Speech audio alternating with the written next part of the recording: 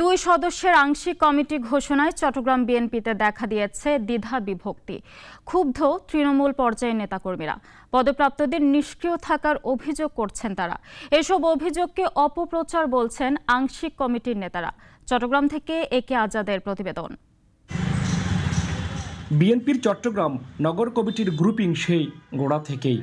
আভ্যন্তরীণ দ্বন্দ্ব প্রকাশ্য এসেছে বহুবার। সবশেষ ডাক্তার শাহাদাত হোসেন এবং সদস্য সচিব আবুল হাশেম বক্করের নেতৃত্বে আহ্বায়ক কমিটি সাংগঠনিক কার্যক্রম চালাচ্ছিল। নানা কারণে মূল কমিটি দিতে ব্যর্থ হয় তারা।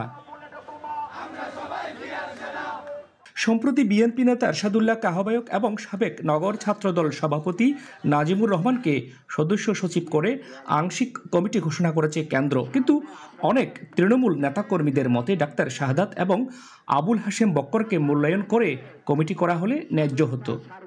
কোন আন্দোলন সম্পৃক্ত ছিল, কোন তৃণমূল নেতাকর্মীর পাশে ছিল এবং কোন তৃণমূল নেতাকর্মীকে উনি হাত বাড়িয়েছে।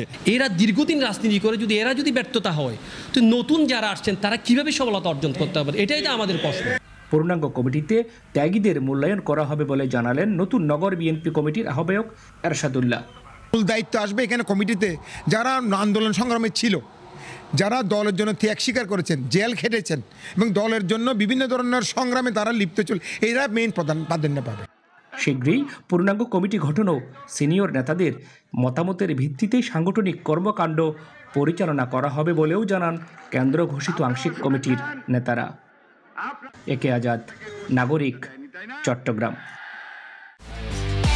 একমাত্র ওয়ালটন এসি দিচ্ছে 1 বছরের রিপ্লেসমেন্ট গ্যারান্টি এবং কম্প্রেসারের 10 বছরের গ্যারান্টি।